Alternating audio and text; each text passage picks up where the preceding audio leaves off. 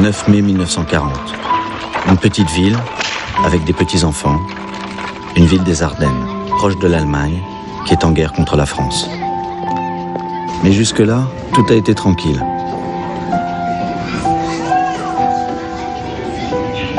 Alors ils alignent sagement leurs sabots, et leur maîtresse leur dit « Aujourd'hui, je vais vous apprendre une jolie chanson, pour que la paix revienne. » Ainsi font les petites marionnettes. C'est la dernière classe.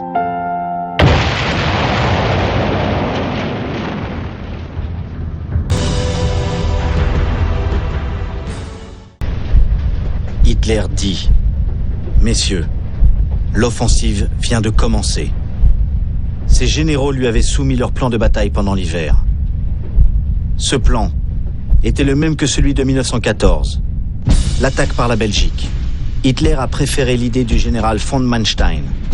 Hitler dit « Il faut faire croire à cette attaque par la Belgique. Les Alliés se porteront au secours. C'est un piège. Nous nous lancerons à travers les Ardennes, puis nous obliquerons vers la mer. Ce sera un coup de faucille qui les encerclera. » En fait, ce coup de faucille est encore un coup de poker, parce que les Alliés pourraient se retourner et briser l'attaque. Mais le Führer a confiance. Il dit « Le plus important, c'est qu'il fasse beau. » Les parachutistes allemands sautent sur la Hollande, à l'avant-garde de 3 millions d'envahisseurs. La Wehrmacht entre en Belgique. C'est le piège d'Hitler. Il fait croire que les Allemands recommencent leur attaque de 1914 à travers la Belgique neutre. Le commandant en chef allié, le général français Gamelin, est très serein. Il a tout prévu. Il a soigneusement poli son plan pendant la drôle de guerre.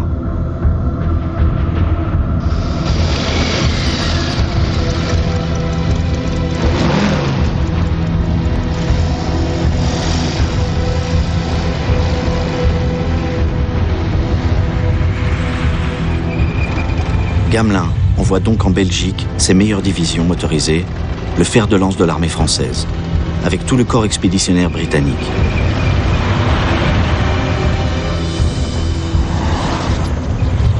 Ces soldats sont de vrais combattants, déterminés. Ils vont enrayer l'avance allemande en Belgique. Et pourtant Hitler, dans son quartier général, est au comble de l'exaltation. Son piège a fonctionné. Il dit « J'en pleurerai de joie ». Il donne comme consigne au maréchal Göring, le maître de l'aviation, de ne pas bombarder les colonnes françaises, de les laisser s'engager profondément en territoire belge. Et il les attaque à revers.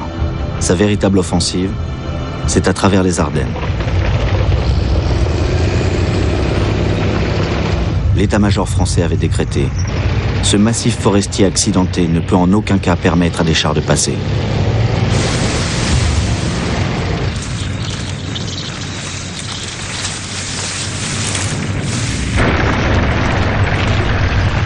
Rien ne les arrête, sauf leur propre embouteillage.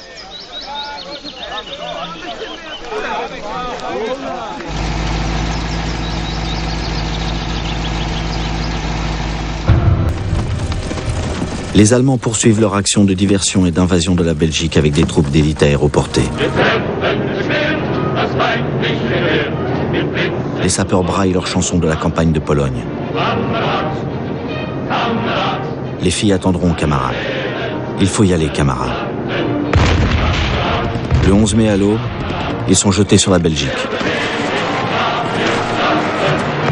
Leur objectif, neutraliser le point fort de la défense belge, le fort d'Eben et Maal, sur le canal Albert, réputé imprenable.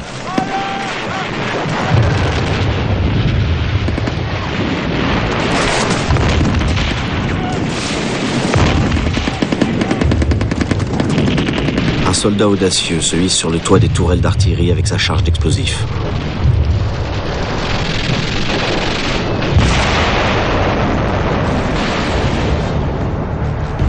La réputation d'invincibilité de la Wehrmacht naît de ces images de conquérants dans les ruines du fort d'Eben et Maal. La clé de la Belgique.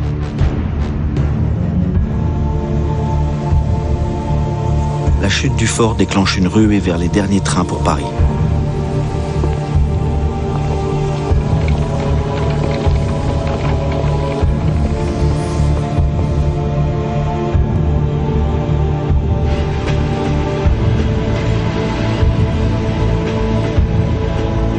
À la gare du Nord, la Croix-Rouge débordée transfère les réfugiés belges dans des wagons à bestiaux pour le sud.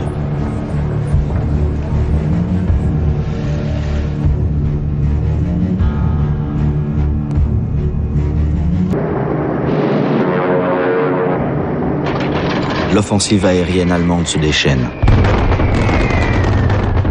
dévastant les carrefours stratégiques, les terrains d'aviation, les raffineries et les stocks d'essence.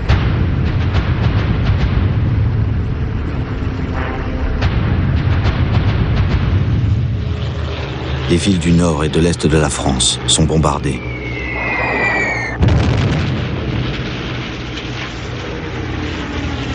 Les Français sont maintenant confrontés à la réalité de la guerre moderne. À Londres, Winston Churchill est désormais à la tête du gouvernement. Son premier discours révèle sa volonté, quelles que soient les circonstances. I will say, without a doubt, that the fate of Holland and Belgium, like that of Poland, Czechoslovakia and Austria, will be decided by the victory of the British Empire and the French Republic. Mais la France est soudain en mauvaise posture. En 3 jours, les Allemands ont traversé les Ardennes. Ils avancent vers la ligne de résistance française sur la Meuse.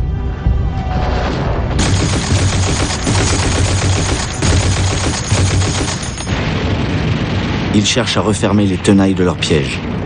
Commencer l'encerclement des Alliés massés en Belgique. Les fantassins allemands bousculent les Français, comme s'ils venaient d'un autre monde. Grenade à main.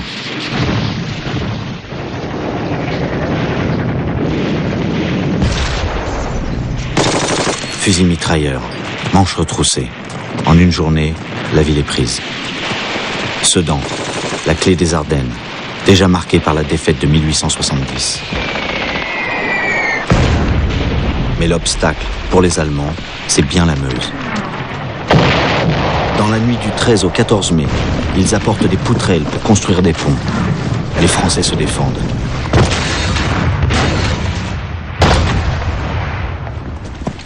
Mais au matin, l'artillerie française neutralisée, les sapeurs allemands finissent le pont, galvanisés par leur général, Guderian, un Prussien de 42 ans, grand théoricien des chars, de leur utilisation avec force, audace et rapidité.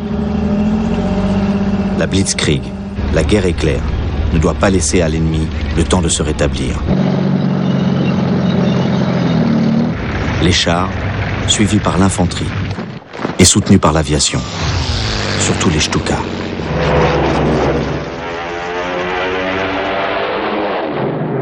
Les Stuka, les bombardiers en piqué, au bruit de sirènes, dont les pilotes surentraînés, insensibles à la pression terrible de la descente, larguent au dernier moment leurs bombes avec une précision mortelle.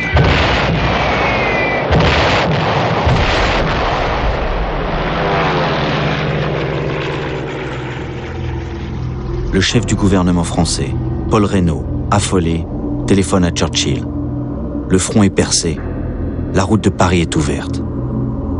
Le commandement français vient de comprendre que les Allemands vont vers la mer et qu'il est tombé dans un piège. Il ordonne des contre-attaques où le colonel de Gaulle va s'illustrer à la tête de ses chars.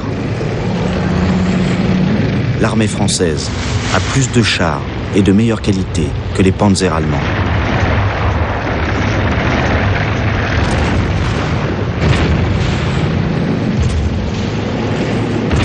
Mais faute de renforts et de soutien aérien, les chars français sont la proie des Stuka.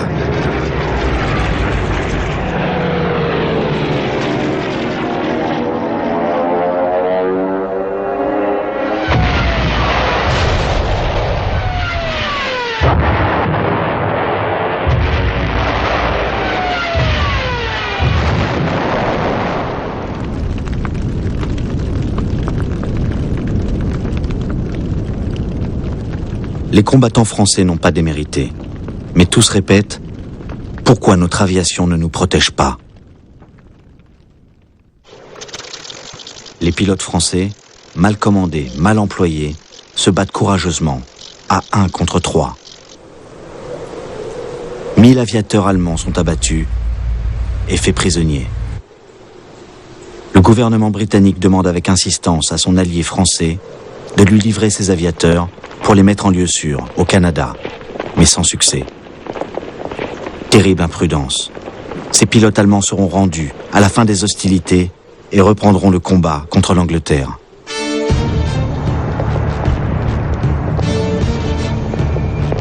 Les Allemands sont sur la Manche.